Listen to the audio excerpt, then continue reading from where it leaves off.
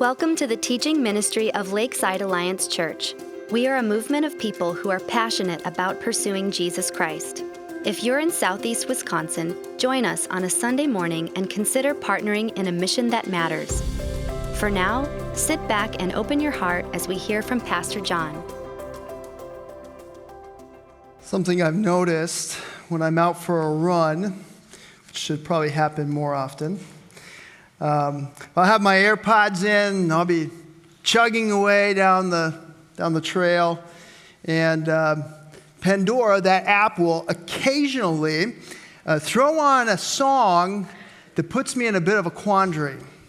Because it's a song, it's a pump-up song, it's a run faster kind of song that is musically excellent and lyrically appealing, but the message of the song is all wrong. The message of the song is all wrong. It's the song Hall of Fame. You might be familiar with it, but if not, the first verse and chorus go like this. It says, yeah, you can be the greatest. You can be the best. You can be the King Kong banging on your chest. You can beat the world. You can win the war. You can talk to God, go banging on his door. You can throw your hands up. You can beat the clock. You can move a mountain. You can break rocks. Some will call it practice. Some will call it luck. But either way, you're going to be in the history books, standing in the Hall of Fame, and the world's going to know your name because you burn with the brightest flame, and the world's going to know your name, and you're going to be on the walls of the Hall of Fame. Listen. My heart hears those words, and it whispers, tell me more. Tell me more. Tell me how I am the best, and I'm such a success, and now tell me the rest, right?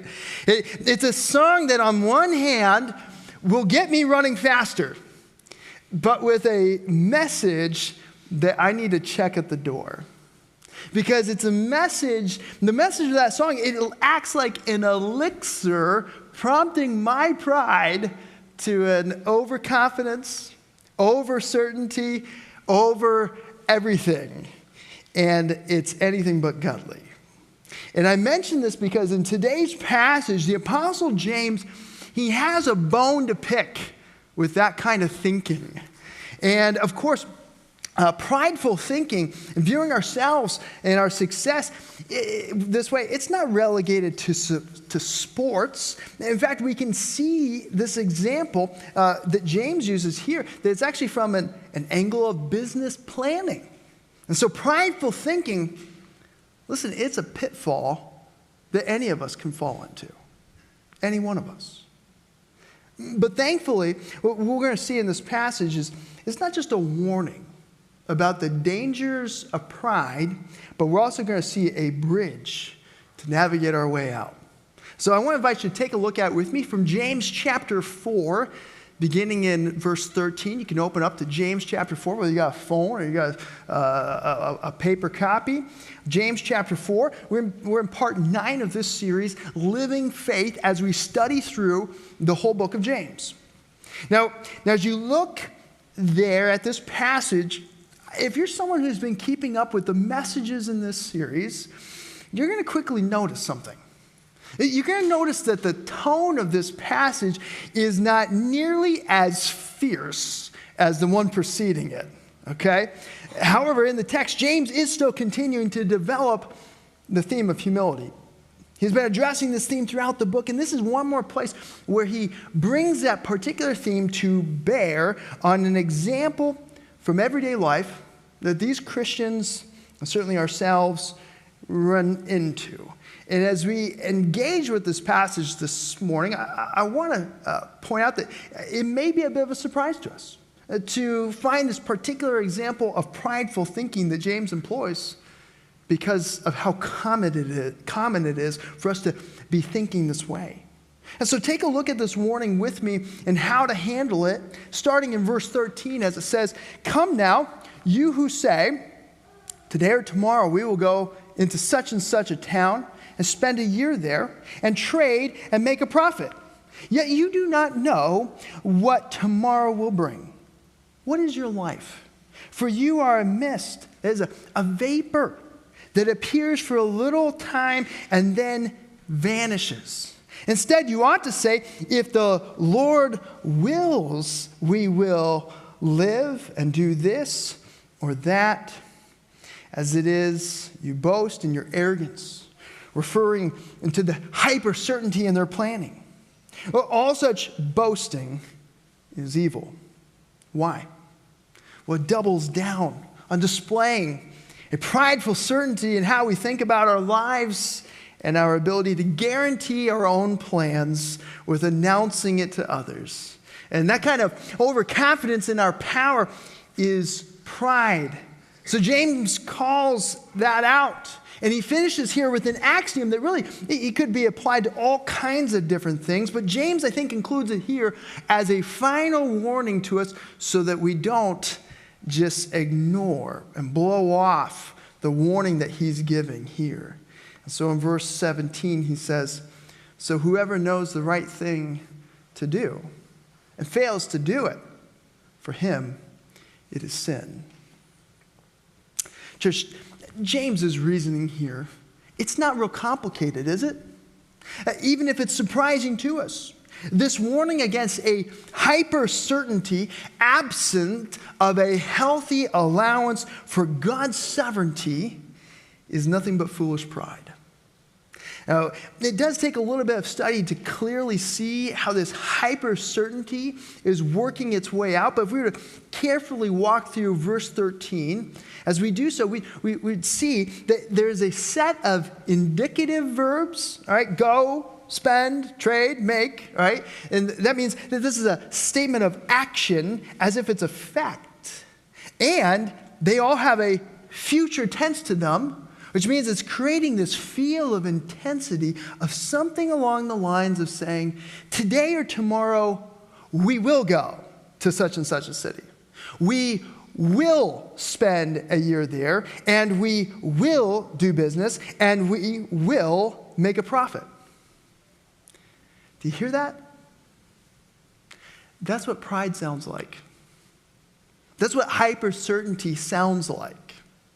And I wonder, if we were to slow down some of our own forecasts, if we were to slow down some of our own plans for life, if we were to slow down the way that we look at our own futures, and maybe even the futures of others, if we wouldn't find a strikingly similar sense of certainty. And it's that kind of prideful thinking and boasting that James is reining in by pointing out that ignoring God's sovereignty in our plans is an arrogance that forgets the fragility of our lives.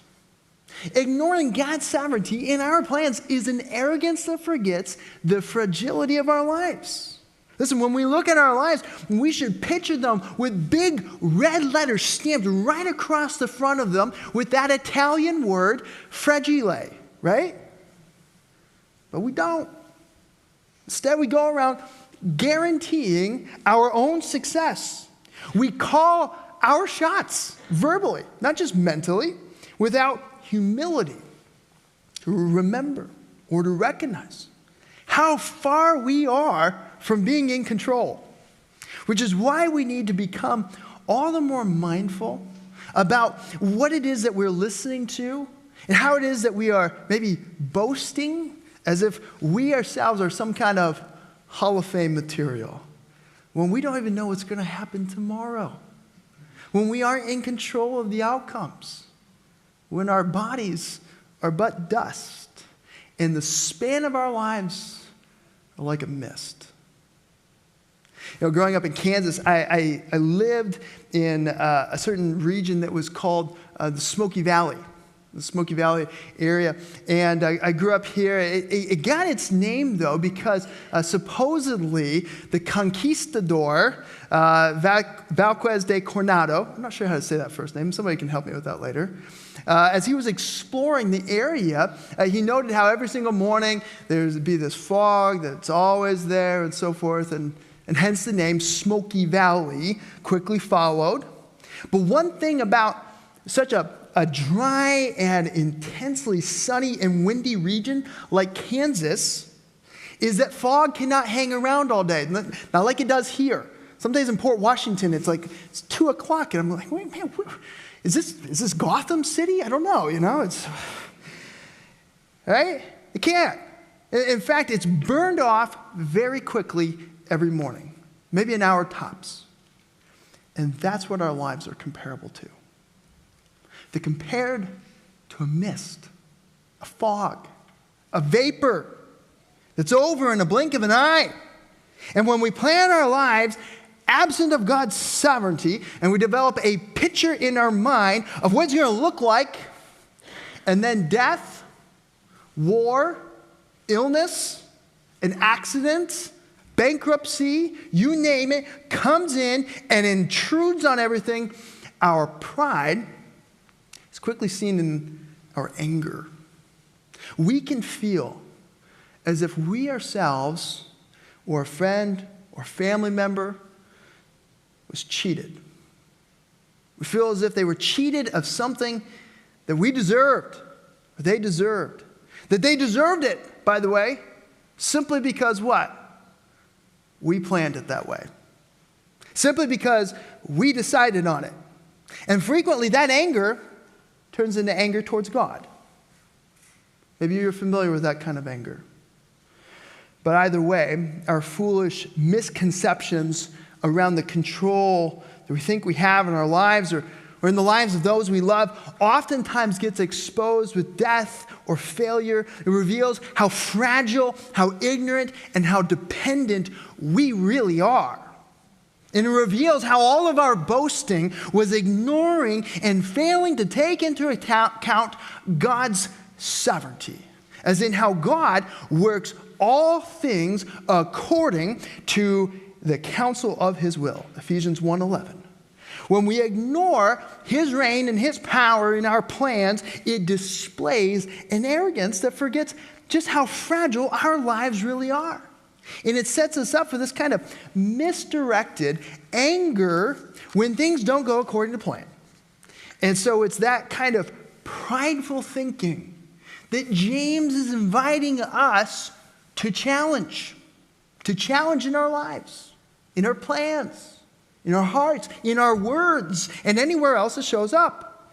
And although his words here, they are far more gentle than some of the other topics that he tackles, they are still very serious. Because failure to grasp this particular issue is going to leave a crack in your foundation that is just waiting to be exposed by hardship. So to help us see how to grasp this kind of sober-mindedness, all right, a kind of humility that the world frequently sings or tells us otherwise about, there are 3 practices that we can pull from this text and implement in our lives. And the first one is this. It's simply to remember your life is short. Remember your life is short. After all, that is what James is driving at in verse 14. Your life and my life, here and now, we are so fragile that we are not even guaranteed tomorrow. When James asks the question, what is your life? It is a rhetorical question with the implied answer of not much. Not much. By fear that on our own we would offer up an answer that is far more grandiose than what reality reveals, because it can be so difficult to simply come to terms with life's brevity, especially in a wealthy culture like ours, where we expect miracles from medicine, we expect security from science, and we expect stability from money. We look for those things. A sad example I came across a while back was in Time magazine in 2023 that I think really captured this, with a multi-millionaire named Brian Johnson. Brian Johnson.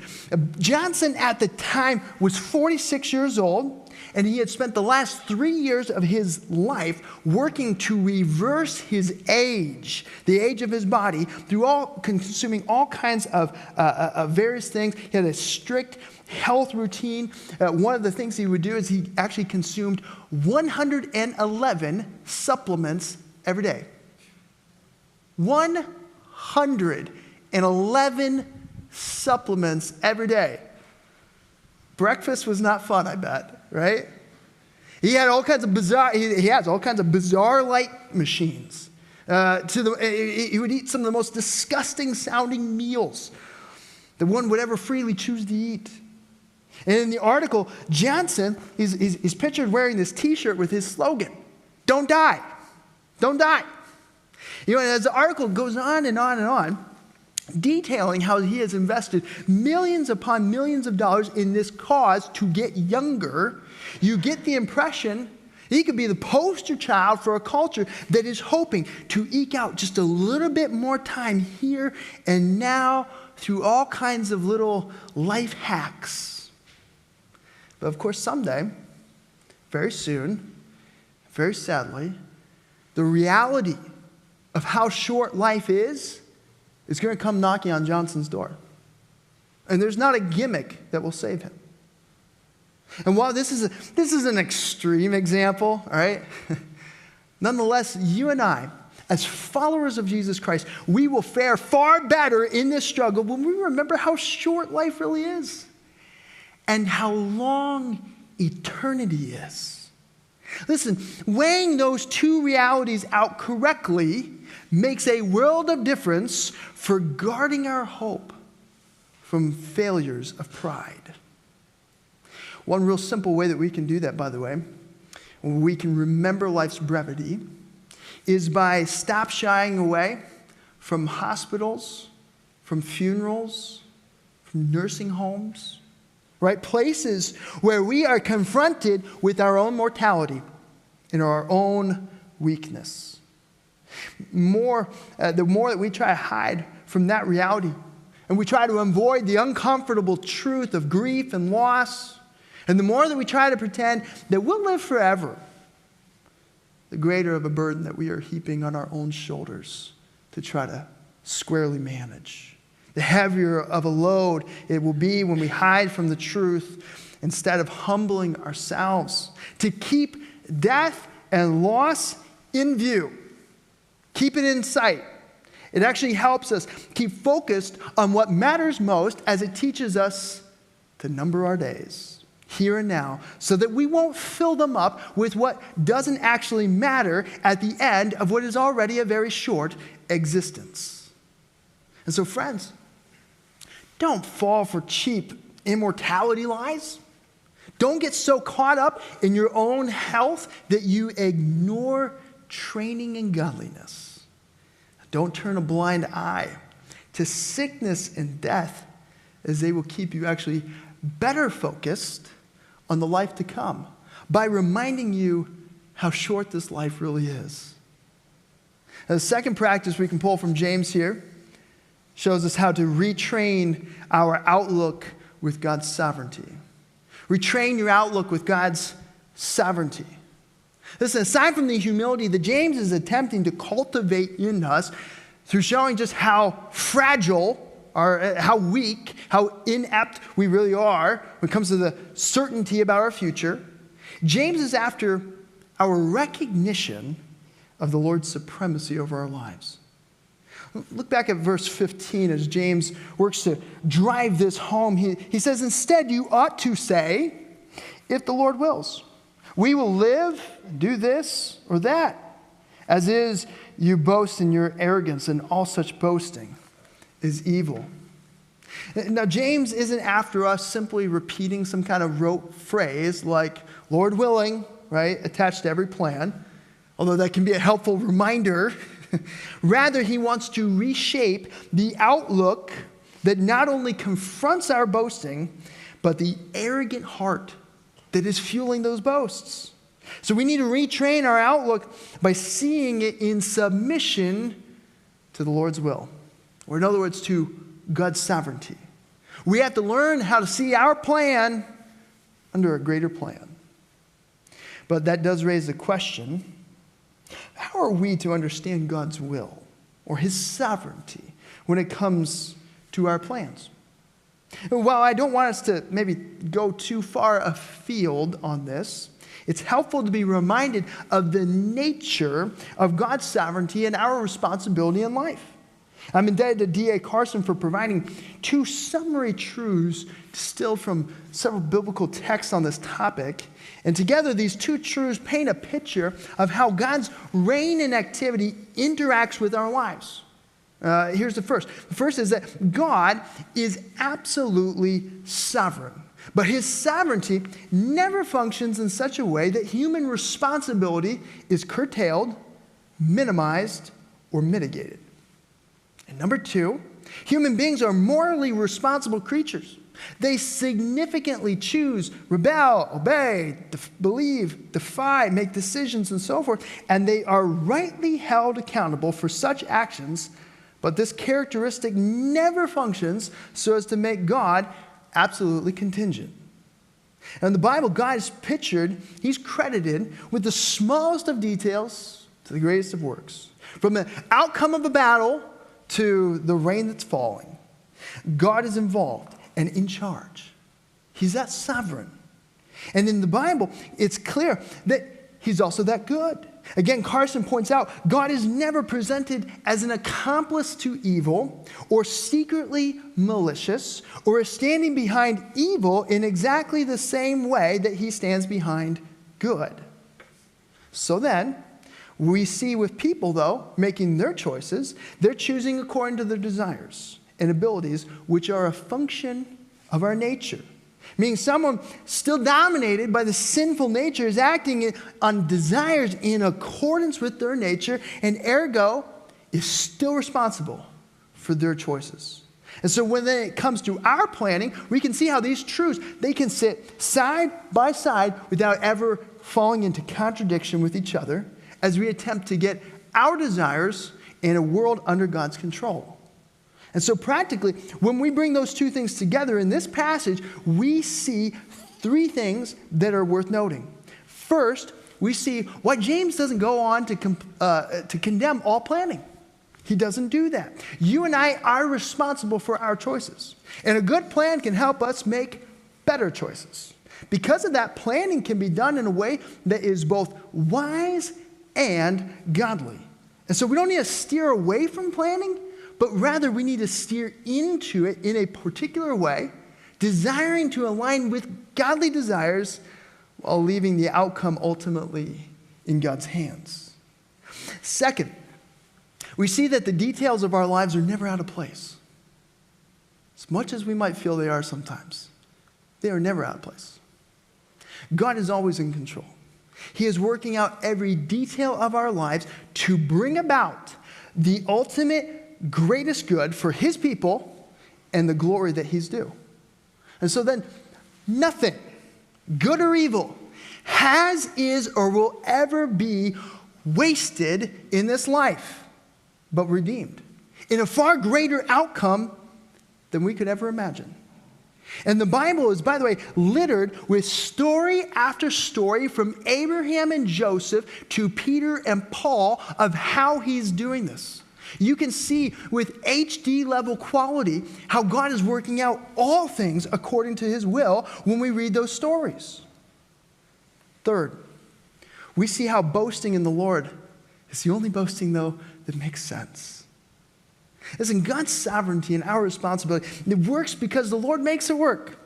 Not only can we marvel over it by joining with the scriptures and asking, is anything too hard for the Lord? Is there anything too difficult for him? But we can also rest in them. We can look at our lives with confidence, knowing God is at work, doing something greater than I can see right now. I've told this story before, but years ago when I was a pastor at Alliance Bible Church, we had a situation where I was charged with hiring a new congregational care pastor. And we invested so much time. I invested so much time in candidate after candidate. It came down to 5 times that we actually were ready to pull the trigger and hire somebody. 5 times. And on the 5th time, when I was on the phone with the person and they were turning me down for the job, I finally hung that phone up. I marched into our senior pastor's office next to mine, and I just began to pour out my tale of woes and all of how this was such a big pain and how much time had been wasted and all this kind of stuff, to which he politely listened and then paused and sighed, and he quoted Dr. Tim Keller, who said, "If we knew what God knows, we'd pray for what God gives." If we knew what God knows, we'd pray for what God gives. That was not what I wanted to hear in that moment. That's why I needed to hear, because it was true. And a year later, only a year later, I couldn't have been more grateful that it hadn't worked out, because of how something so much better than that plan worked out. But no matter how things work out in this moment of our lives, we need to look at our problems in the eye and obey God, and by faith boast that He knows what's best, and in the governance of His world, all things work together for good of those who love Him, who are called according to His purpose. And friends, it is a wonderful, freeing, and empowering choice to look at our lives like one who is centered on Jesus Christ, and to stop looking at them like a practical atheist as we retrain our outlook with a healthy allowance of room for God's sovereignty. Third and final practice to implement from this text, though, is to remake our plans in light of eternity. Many times we need to remake plans in light of eternity. The final word from James here is essentially, don't blow this off, because in the end, ignorance won't be an acceptable plea. Since we now know what is right, that is what we now must do. Friends, being obedient to God should never be treated as an option to explore, but a command to follow. So then as you're making plans, you need to bear this kind of humility in mind based on God's sovereignty. Failure to take this warning to heart and to plunge ahead with a hyper certainty in our outlook, absent of God, is sin. But as we do take it to heart, I would challenge you to reconsider some of your plans. Maybe they are large plans around marriage and children and career or retirement or whatever. But I want you to dial up those in your mind, or at least one of them, in that mental roadmap. And just ask some honest questions of eternal significance when it comes to them. Questions as simple as, have I prayed about this? Have I prayed about this? It seems so basic, but oftentimes we can make big plans absent of big prayers real easily. Second, given what God's word has to say about marriage and children and work or retirement or whatever, where does my plan need to line up better? Does it need to line up better? Maybe I've overvalued something. Maybe I'm failing to embrace what God has really said about singleness or adoption or divorce or the value of working hard. Does my plan really line up with God's word? Because He knows what's best. I can trust Him. Next, if my plan was to work out, would the things that God values be advanced? Sometimes we have thought way too small with our plans. Our plan is about us and our pleasure, and we missed anything bigger than that. So maybe we need to reconsider it from that perspective. Finally, in eternity, will this plan I'm working towards matter? In eternity, will this even matter? Maybe I'm working on something that simply is my own selfish ambition that serves no one and does no good, and I just need to reconsider it altogether. For many reasons like this and others, these kinds of questions of our plans are worth asking so that our plans instead can be tailored to please the Lord. So that in marriage, we aim to showcase the gospel by laying down our lives for one another. And in singleness, we display a greater passion for the things of God and the ministry of his church. So that in parenting, we aim to raise up children in the way that they should go, and to love and to follow Christ. In adoption, we show God's merciful heart towards anyone in need. So in work, we aim to worship God by giving our very best to advance what's good. And in retirement, if someday we have the ability to slow down from one occupation, we should look to redouble our efforts in kingdom advancement.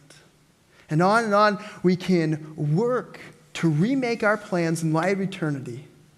I appreciate how C.S. Lewis once pointed out that while you can't go back and change the beginning, you can start where you are and change the ending. And friends, that's the kind of humble outlook that we want to cultivate. One that doesn't guarantee our success, but will guarantee that when we walk with our Savior, that even when our plans don't work out, when it feels like our world is falling apart, that we are walking with him in the knowledge that we're not forgotten, that we're not forsaken, and that God's sovereign plan has not been thwarted or shifted.